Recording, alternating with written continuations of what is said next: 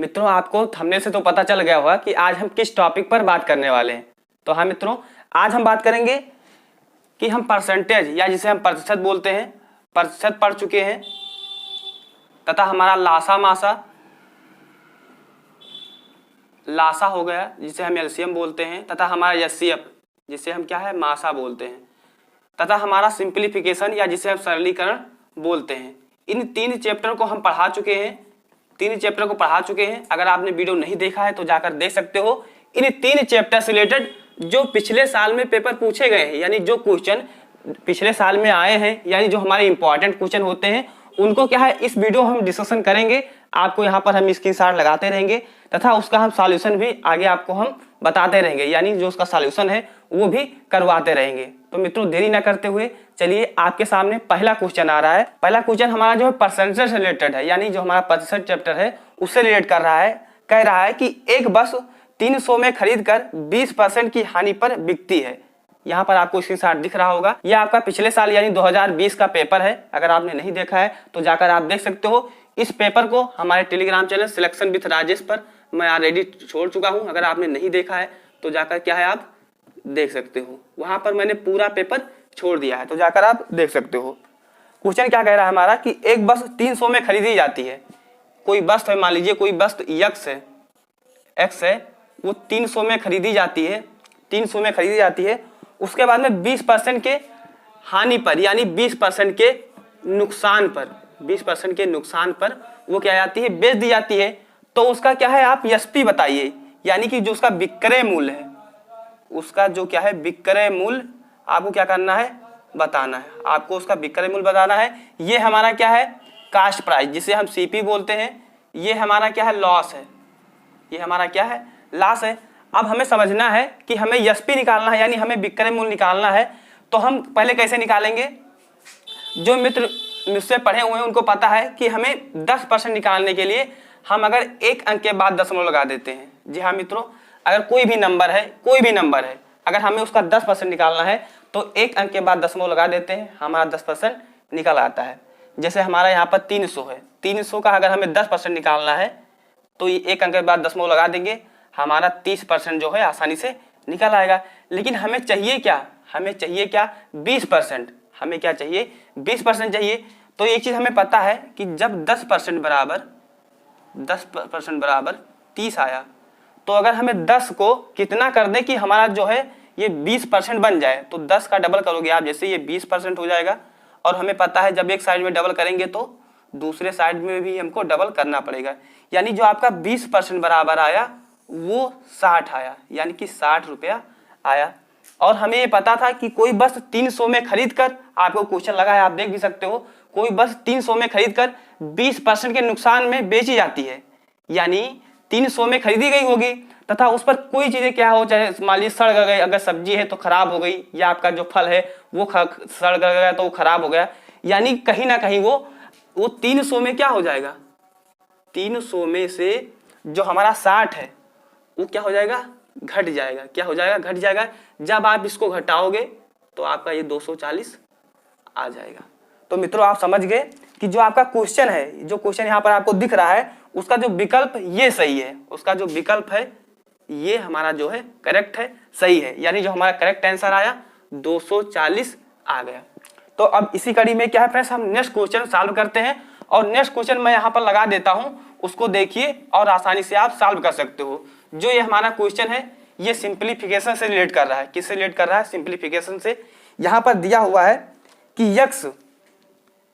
X अनुपात Y equal 4:3 में है, दिया हुआ है। तो ये जो हमारा ये x का मान दिया हुआ है, ये दिया हुआ है y का मान दिया हुआ है। आप इसको अगर ऐसा नहीं लिखना चाहते तो आप इसको ऐसे भी लिख सकते हो, x/y इक्वल 4/3। क्योंकि हम जो हमारे यहाँ पर रेशियो होता है, जो अनुपात होता है, उसको हम इस फॉर्म में आसानी से लिख सकते हैं। तो इसको हम लिख लिए। अब हमारा क्वेश्चन क्या है? कह रहा है कि 5x + 8y अनुपात फिर 6x - 7y देखिए इसमें आपको कुछ नहीं करना है, यहाँ पर रेशियो का सिंबल है, यहाँ पर आप रेशियो का सिंबल लगा दीजिए और जहां जहां पर x है, जहां जहां पर y है, उसके स्थान पर क्या है उसका मान रख दीजिए। जैसे देखिए कि x का मान यहाँ पर क्या है 4 है, y का मान क्या है 3 है, तो हम सिंपली क्या करेंगे, जहां पर x का मान है वहां पर x का रख देंगे, y का जहां पर मान है हम y का रख देंगे, तथा जहां पर क्या है यहाँ पर x है यहाँ पर y है। यानी आपको सिंपली इस पर जो मान है आपको पुट कर देना है और इसमें आपको एक्स्ट्रा दिमाग लगाने की जरूरत नहीं है। तो सिंपली यहाँ पर क्या करिए, इसको पुट कर दीजिए 5। और एक चीज हमें पता है, जैसे मान लीजिए x है तो इसको क्या हम मल्टीप्लाई का सिंबल भी लगा सकते हैं, या यहाँ पर ये क्या है पॉइंट है, या जिसे इनटू बोलते हैं। तो यहाँ 5 है, x की मान क्या है यहाँ पर 4 है यानी 4, और फिर हमारा 8 और y का मान क्या है यहाँ पर 3 है, तो इसको आप क्या है 3 लिख लीजिए और फिर ब्रेकेट लगा दीजिए। यहाँ पर देखिए 6 है, उसके बाद में देखिए x का मान यहाँ पर क्या है तो 4 है, 7, y का मान क्या है यहाँ पर 3 है। अब क्या करिए आप इसको सिंपली सॉल्व कर लीजिए। हमें एक चीज पता है बोर्ड मास थ्योरम से कि हम क्या करते हैं, पहले बोर्ड मास ये चीज आपने पढ़ा होगा, मैं सिंपलीफिकेशन में आपको बता चुका हूं, अगर आपने नहीं देखा है तो जाकर देख सकते हो। सबसे पहले क्या करोगे आप ब्रैकेट वाले को सॉल्व करोगे, उसके बाद में आप यानी का, उसके बाद में डिवीजन, उसके बाद में जो हमारा मल्टीप्लाई होता है, फिर ऐड सब्ट्रैक्ट।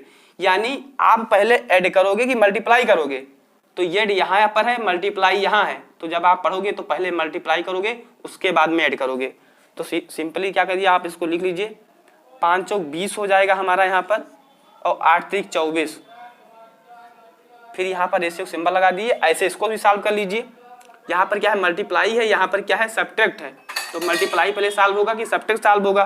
तो यहाँ पर देखिए कि जो हमारा मल्टीप्लाई आ रहा है वो पहले आ रहा है, क्योंकि जब बोर्ड मास यहाँ M for multiply S for subtract, तो 6 चौके 24 हो जाएगा माइनस 7 त्रिक 21। अब इसको आप ऐड कर लीजिए, यानी जब 20 में 24 ऐड करोगे तो ये 44 आ जाएगा। फिर यहाँ पर रेशियो का सिंबल लगा दीजिए और इसको जब सब्ट्रैक्ट करोगे 24 में से 21 घटाओगे तो 3 आ जाएगा। यानी जो हमारा फाइनली आंसर आया वो 44:3 आया है। मैं एक बार आपको दोबारा लिख देता हूँ, यहाँ पर 44:3 आ गया। तो आप समझ गए हैं कि जो आपका आंसर क्या आया, यानी आपका जो विकल्प है वो डी सही है। आप देख सकते हो जो आपका विकल्प है वो डी सही है। इसी कड़ी में क्या है फ्रेंड्स, हम नेक्स्ट क्वेश्चन लेते हैं। नेक्स्ट क्वेश्चन हमारा आपके सिंप्लीफिकेशन से ही बेस्ड है, जो आपका सिंप्लीफिकेशन जो सरलीकरण चैप्टर है उसी पर आधारित है। ये क्वेश्चन हमारा कह रहा है यदि दो संख्याओं का योग 11 है, यदि दो संख्याओं का योग 11 है यानी कि 11 है, और उनका गुणनफल 30 है, उनका गुणनफल जो है 30 है। यहाँ पर क्वेश्चन आपको दिख रहा होगा यदि दो संख्याओं का योग है वो 11 है तथा जो उनका गुणनफल है वो 30 है। तो देखिए इसके लिए फार्मूला भी होता है, लेकिन हम लोग क्या है फार्मूले से नहीं करेंगे, हम लोग ऑप्शन उठाएंगे। ऑप्शन के माध्यम से जब हम लोग सॉल्व करेंगे तो ये हमारा क्वेश्चन आसानी से इजी से क्या हो जाएगा सॉल्व हो जाएगा। चलिए सबसे पहले हम क्या है यहाँ पर समझने के लिए ऑप्शन ले लेते हैं। ऑप्शन हमारा जो ये है वो क्या है 6, 5, जो बी है ऑप्शन क्या है 9, 2, और सी ऑप्शन क्या है हमारा 8, 3 है, और जो डी है वो क्या है 7, 4 का है। देखिए आप क्या है यहाँ पर क्वेश्चन दिख रहा है तो क्या है आप इसके फार्मूले बेस्ड भी आता है। जब सिंप्लीफिकेशन में मैंने पढ़ाया था तो उसमें आपको क्या है बेसिक बताया था, लेकिन हमें जब एग्जाम में बैठते हैं तो एग्जाम यानी किसी भी कंपटीशन एग्जाम का मतलब होता है कम से कम टाइम में क्वेश्चन को सॉल्व करना। तो हमें क्या है वहाँ फार्मूले से नहीं जाना है, आसानी से हमको सॉल्व करना है। देखिए यहाँ पर दिया हुआ है कि यदि दो संख्याओं का योग 11 है, तो जब आप देखोगे ऑप्शन में इन्हीं 4 में से एक कोई होगा, तो संख्याओं का योग 11 है तो 6, 5 करोगे 11 हो जाएगा, 9, 2 करोगे 11 हो जाएगा, 8, 3 करोगे 11, 7, 4 करोगे 11।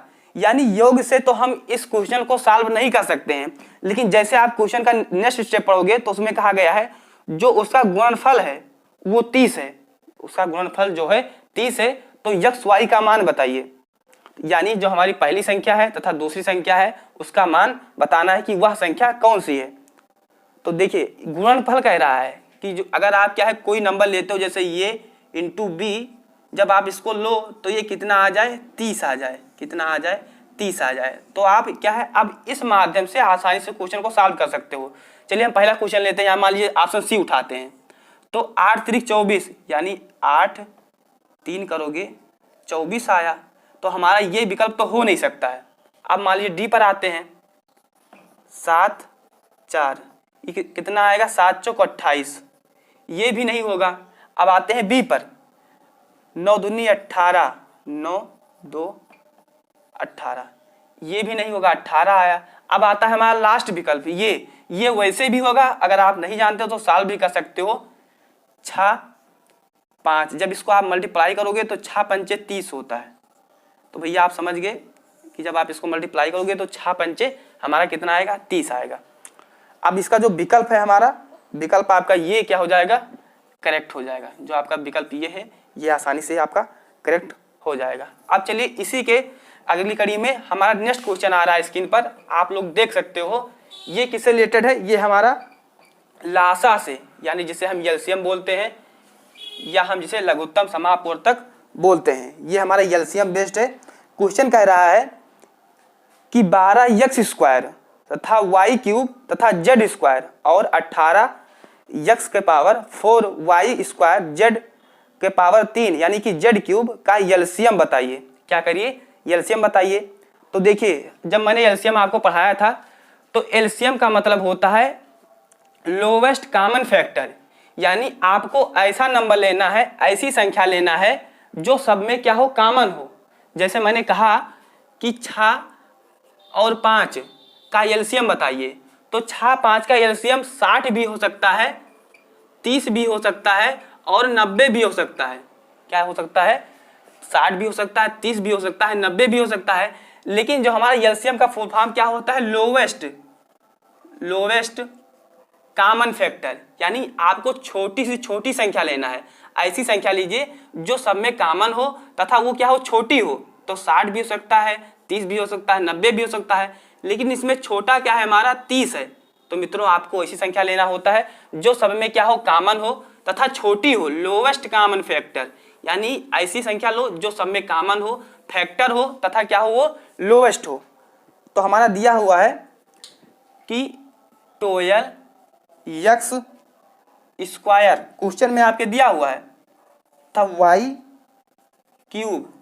z²। सेकेंड स्टेटमेंट है हमारा, इसको हम ये बराबर मान लेते हैं और मान लीजिए b बराबर मान लेते हैं कि 18x के पावर 4 y² और फिर हमारा z³। इसे पावर बोलते हैं, या अगर एक बार है तो स्क्वायर बोल देते हैं, या अगर 3 बार है तो क्यूब बोल देते हैं इंग्लिश में।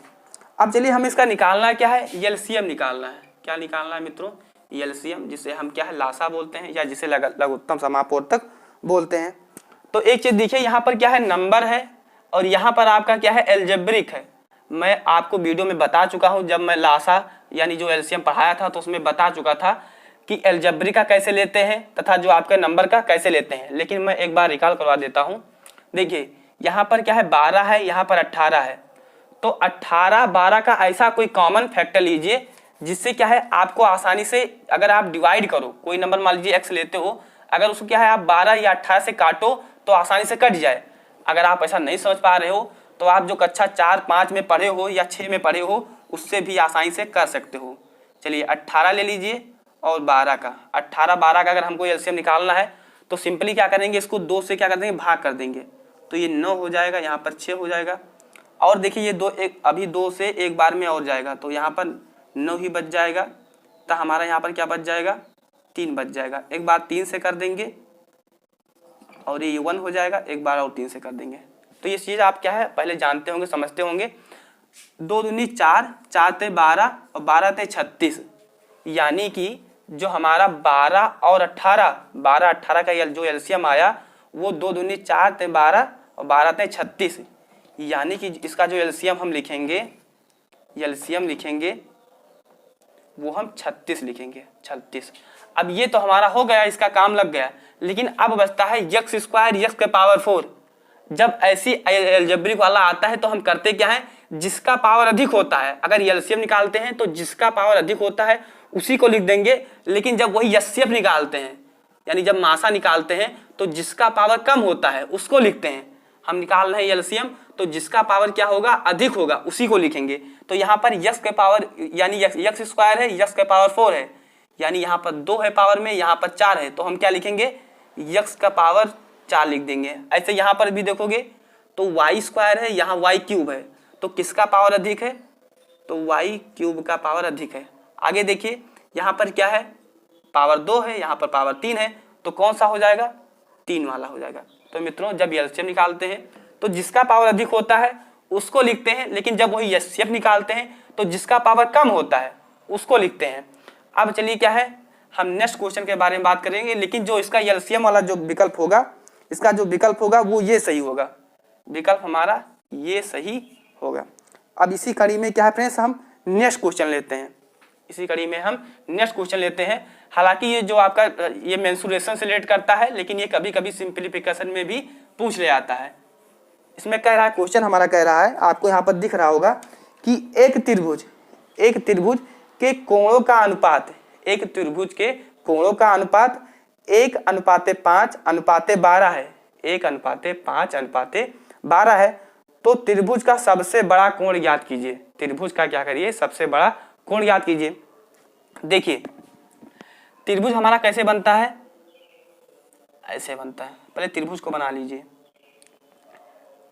ये हमारा समबाहु त्रिभुज है, और जब आप क्वेश्चन में विकल्प में देखोगे तो उसमें त्रिभुज कहा गया है, समकोण त्रिभुज है, कैसा त्रिभुज नहीं कहा गया है। यानी जब ऐसा स्टेटमेंट होता है कि इसमें त्रिभुज का नाम नहीं लिया जाता है, सिर्फ त्रिभुज कहा जाता है, तो हम समबाहु त्रिभुज लेते हैं, समबाहु त्रिभुज लेते हैं। और समबाहु त्रिभुज में ये तीनों भुजाएं आपस में बराबर होती हैं, तथा जो इनका एंगल होता है, जो इनका एंगल होता है वो भी इक्वल होता है।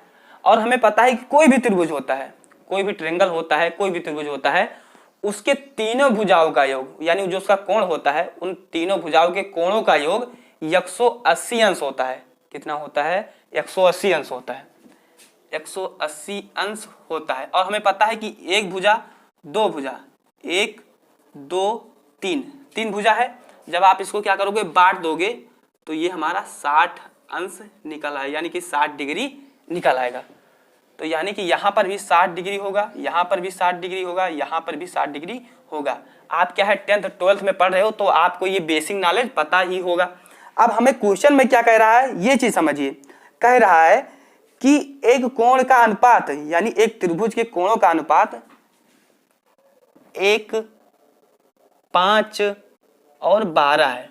इनका जो रेशियो है वो 12 है। तो सबसे बड़ी वाली क्या है, भुजा बताइए। देखिए जब मैं आपको रेशियो पढ़ाऊंगा तो मैं आपको अच्छे से बताऊंगा, लेकिन मैं अभी आपको बता देता हूं कि क्या करिए, 1, 5, 12 को जोड़ लीजिए। क्या करिए, जोड़ लीजिए। तो जब आप इसको क्या करोगे, जोड़ोगे 1, 5 और 12 को, तब ये आपका आ जाएगा 18 आ जाएगा। कितना आ जाएगा, 18 आ जाएगा। तो जैसे आप इसको जोड़ोगे, जैसे आप इसको जोड़ोगे तो 180 से क्या कर दीजिए, भाग कर दीजिए। 180, क्योंकि जो कोणों का योग क्या था, 180 डिग्री बटा 18। देखिए 18 एकन्नम 18 और 18 दहम्मा 180, 18 दहम्मा 180, यानी कि हमारा एक यहाँ पर लिख देता हूँ, जो यहाँ पर मान हमारा दिया हुआ है, यहाँ पर 1 इक्वल आया हमारा 10 डिग्री। अब देखिए इसमें 1 बड़ा है कि 5 बड़ा है कि 12 बड़ा है। इसमें 1 बड़ा है, 5 बड़ा है या 12 बड़ा है, तो आप कहोगे कि 12 बड़ा है। तो इसको क्या करिए, 10 को 12 से क्या करिए, आपस में मल्टीप्लाई कर दीजिए। तो 12 10 120 डिग्री हो जाएगा। अभी कुछ मेरे मित्र होंगे कि अभी समझ में नहीं पाएंगे, तो मैं बता देता हूँ। जो हमारा त्रिभुज होता है उसके तीनों भुजाओं का योग, यानी जो कोणों का योग होता है 180 होता है। और ये कह रहा है कि जो इसका तीनों भुजाओं का जो योग है वो 1:5:12 में है। जब आप इनको ऐड करोगे तो इनके बराबर निकल आएगा, लेकिन ये आ रहा है 18 आ रहा है, ये आ रहा है, वो ऐड करने पर 18 आ रहा है। लेकिन ये 18 क्या होता है, होता नहीं है। एक्चुअली में कितना होता है, 180 होता है। जब 180 को 18 से भाग करोगे तो 10 डिग्री निकल आएगा, और जब 10 को 1 से करोगे तो यहाँ पर 10 हो जाएगा, यहाँ पर 50 हो जाएगा, यहाँ पर 120 हो जाएगा। तो जो आपका विकल्प सही होगा वो सी नंबर सही होगा मित्रों। जो आपका विकल्प सही होगा वो आपके क्वेश्चन में आपका विकल्प होगा सी सही होगा। तो मित्रों आशा करते हैं कि ये वीडियो आपको समझ में आया होगा। तथा मित्रों अगर आपको इस चारों या पांचों क्वेश्चन से रिलेटेड कोई भी अगर आपके अंदर कोई डाउट है, कोई भी संशय है तो आप कमेंट बॉक्स में कमेंट कर सकते हो। तथा अगर आपने अभी तक हमारे Telegram channel selection with Rajesh को अभी तक नहीं ज्वाइन किया है तो जाकर जरूर ज्वाइन कीजिए, क्योंकि वहां पर हम क्या है प्रीवियस ईयर पेपर हो या कोई लेटेस्ट नोटिफिकेशन आता है या अगर आपके अंदर कोई डाउट है तो आसानी से वहां पर आप पूछ सकते हो। तथा मित्रों अगर आपको पॉलिटेक्निक संबंधित कोई भी डाउट है, जैसे हमें कौन सा ब्रांच लेना चाहिए, पॉलिटेक्निक एडमिशन लेने के लिए कौन कौन से डॉक्यूमेंट लगते हैं, तो इन सब से टॉपिक से रिलेटेड हमारा वीडियो बना हुआ है, तो जाकर देख सकते हो। तथा मित्रों अगर चैनल पर नए हैं बाबू तो चैनल को जरूर सब्सक्राइब कीजिए, क्योंकि हम जैसे नेक्स्ट वीडियो लाएं तो आप लोग को आसानी से मिल जाए, कहीं पर ढूंढने या भटकने की जरूरत ना पड़े। तो मिलते हैं अगले वीडियो में, तब तक के लिए जय हिंद, वंदे मातरम।